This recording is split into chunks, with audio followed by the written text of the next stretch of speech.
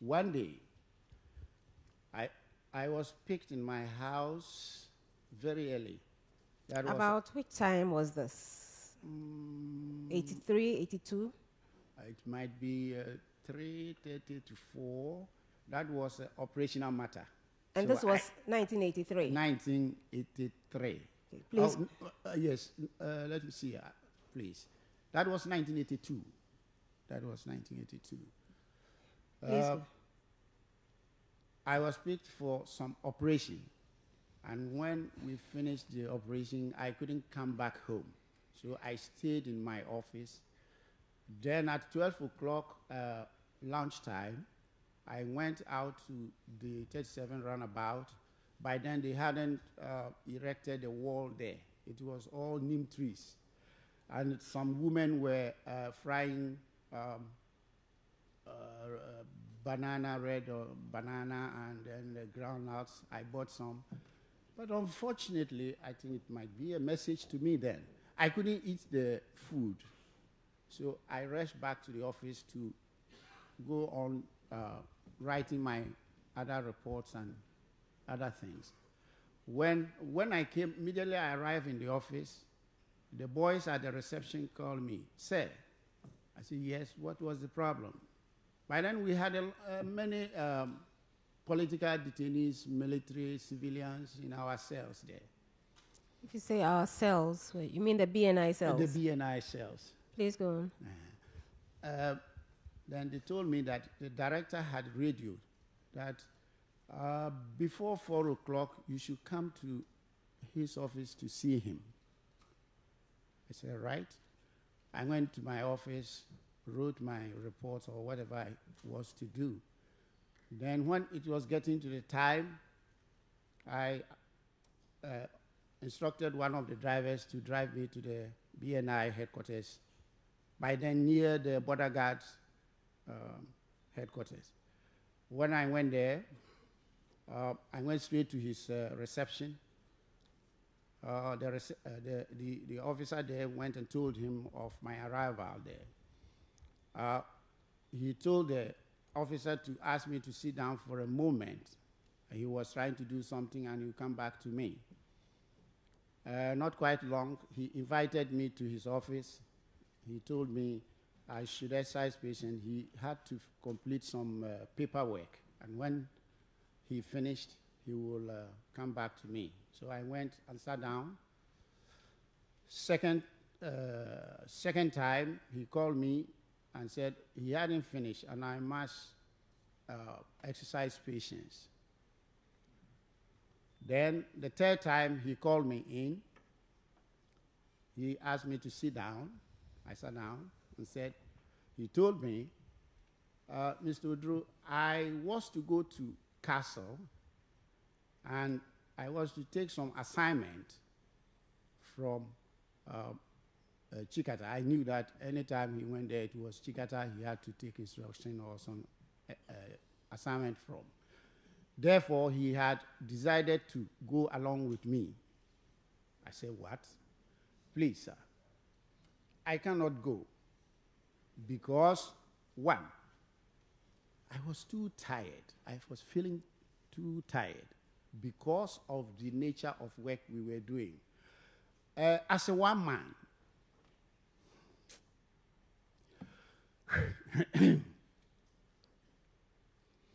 I was performing 3 functions in the same period. One, I was a member of the investigation team to the BNI, to the Special Investigation Board. Then I was a member of a panel of interrogators or interrogation.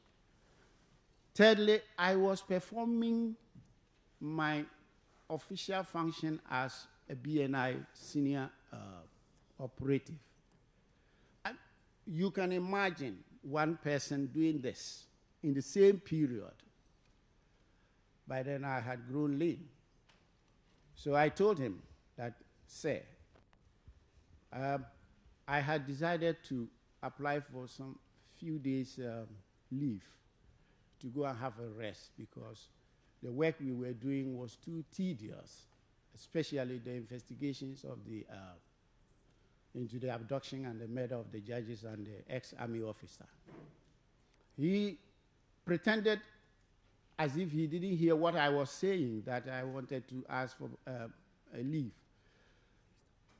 He continued and tried to convince me that I should go along with him because he admired me. He was showering all commendations on me. He told me to go and sit down again, and he will be back and go along with me. Right? When I sat down, I felt no. I had to do something about this. So I rushed to the office of the deputy director, then one Mr. Tieku. Deputy Director of BNI? Yes, then. Okay. He was one Mr. Tieku. I think George Tieku. Yeah. So I told him all these things. And then he said, oh, well, okay, let me see him. So he went to Mr. Quanson. I didn't know what they discussed. He came back and told me that, well, Quanson had explained a lot of things to him. And, well, he had given him all assurances and so forth. Therefore, he considered I could go along with him. I reminded Mr. Tieku that, well, he knew that we were involved in this abduction and murder case, and we are not in good books with the government. So I don't see how I could go there, and even to Kwajo Chikata. So well, he said, well, Mr. Quanson had given him assurances, and so I should go. I don't have anything bad against Mr. Tieku. I knew under the circumstances at that time and his position as the deputy director, what he told me to do, I consider them as honest, because he might not know the mind of Quanson. So I went back to the reception of Quanson. Quanson came a few minutes time. He asked me to go along with him. We sat in his car.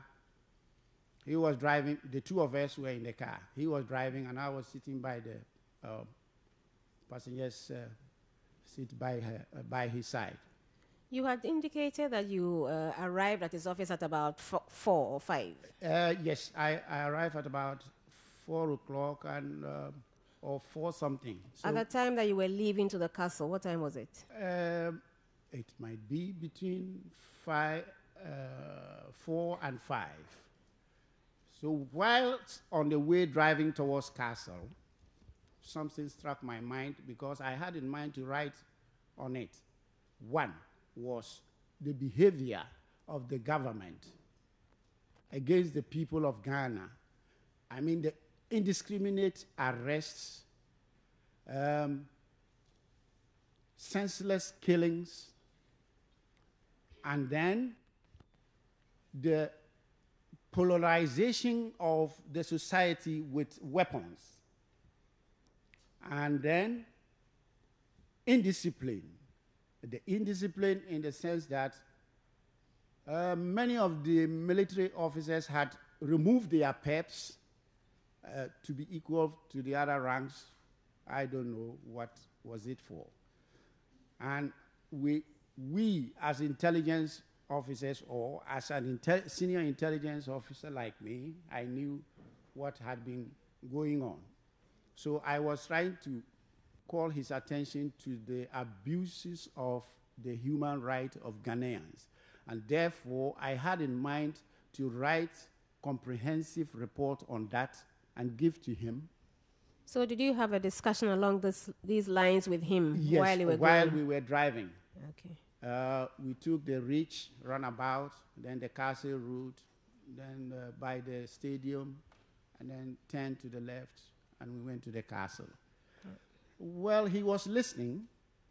He was listening, but I saw that he was not contributing much.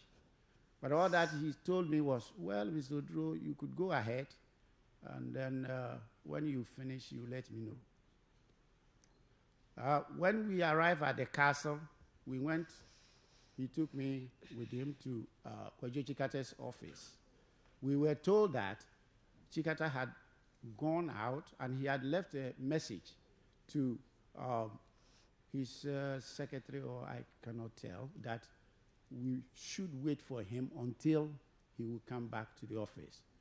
And I tell you this, we sat down until between 9 and 10, or yeah, I didn't have watch PM in the evening or night. He came back, and when he came in, I was sitting down on a chair near the door leading to his office. But so sad, I have to say.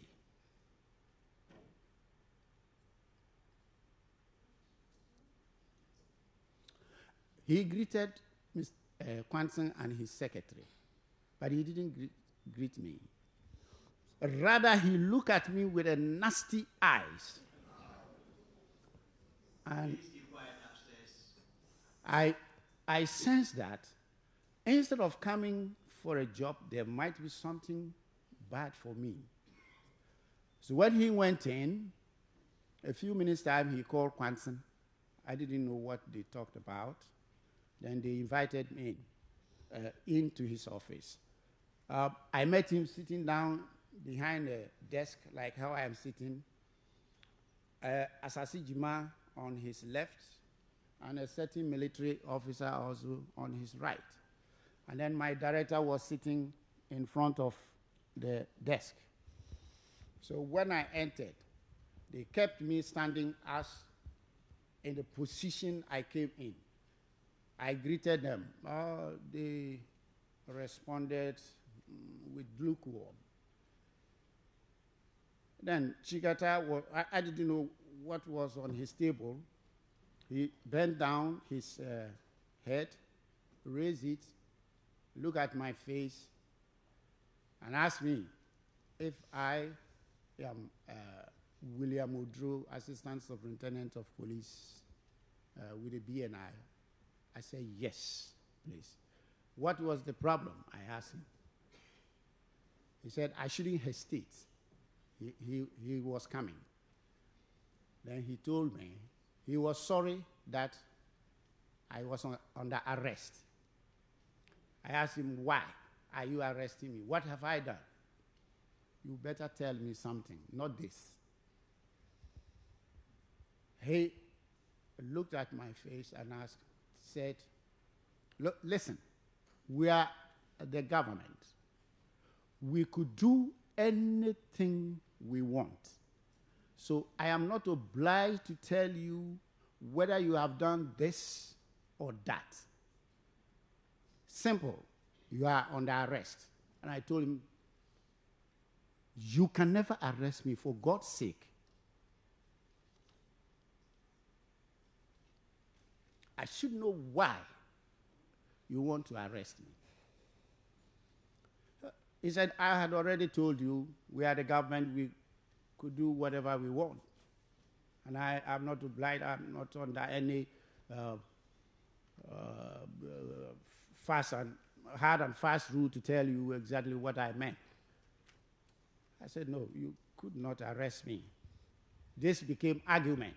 And I told him that, look, as far as I am concerned, I am a senior police officer. That's one. Two, I am a senior crime investigating officer. Thirdly, I am a senior intelligence officer. And I had had a lot of training. Perhaps you might have not. So I know the law, and I'm going to tell you something. You are committing an offense of willful oppression against me, if you don't know. He said, then Asaase Gyimah came in and told me I should shut up with my law. Am I a lawyer? I said, look, it isn't necessary that you go to the university. Sorry for the lawyers here.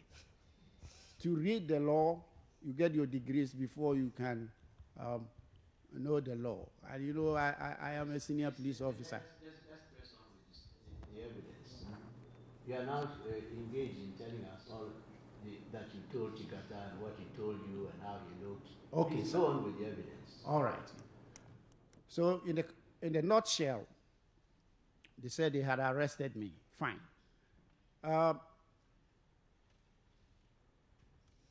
Then I said, well, if you had arrested me and I have been pressing for the cause of my arrest and you could not tell me, then I must tell you that you are doing this on account of my participation in the investigation of the abduction and murder of the judges and the army officer. He said, oh, you forget about that. We have killed them, and so what? What are you people saying? All that you people are doing will not go anywhere. I said it will go anywhere. Then he came in again. I challenged him on that.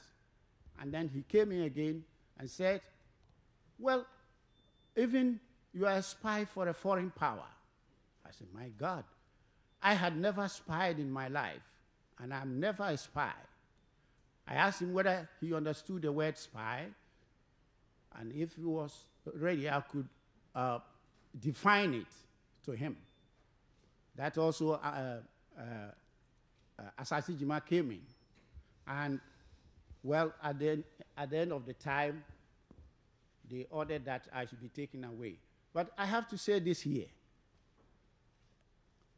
It is very bad before God, but I have to say it. By then, unknown to them, I had my pistol in my trousers or in my hips, fully loaded. So on 3 occasions, I decided to shoot or kill them. But here, and I would never stop saying it, I'll praise God for that, I heard some what shall I describe it? An inner voice? Yeah, inner voice telling me in perfect ekwapimchi. Jai, menye enyewo na obesua sankrofui boni inti jai. One was. Can you please translate that into English? You are not the person who should carry the crimes of these people. So never do it.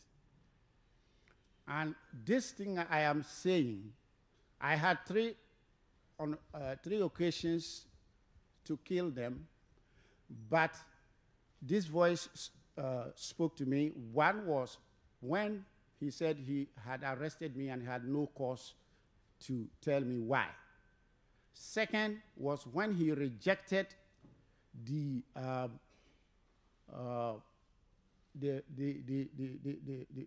abduction and murder of the judges. Thirdly was when he accused me that I was a spy for a foreign power. All these 3 occasions I had wanted to do, and that inner voice spoke to me to stop, and I stopped.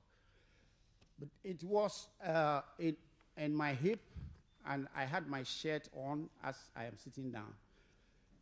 Not knowing the last one I tried to pull it, my shirt went up. So it came back to land on the butt of the pistol. The butt of the pistol. Yes. And when he ordered that I should be taken away, by then he had called in 2 CID men. One I knew very well, one S. Adikura, I think Chief Superintendent of CID before, and the other I cannot remember, to go along with some military men to search me. When we came down, before leaving the office, Chikata's bodyguard was standing there. So as I said, the shed had landed on the butt of the pistol. He saw it. He saluted me and said, "Sir, could I take from you of what was on your hip?" I said, "What?" I regretted that. It was then I saw that was the position of my pistol. So I pulled it and gave it to him. Then they took me to the from the upstairs to the downstairs, in front of the castle reception. When you go through the gate, then right. Then. By the time we reached there were 3 vehicles, 2 saloon cars. One was behind the military car, and one was in front of it. Then I realized that there were almost full of soldiers in the military car and fully battle dressed. Then they told me to go and sit down in saloon car in the front there. So I sat at the back. One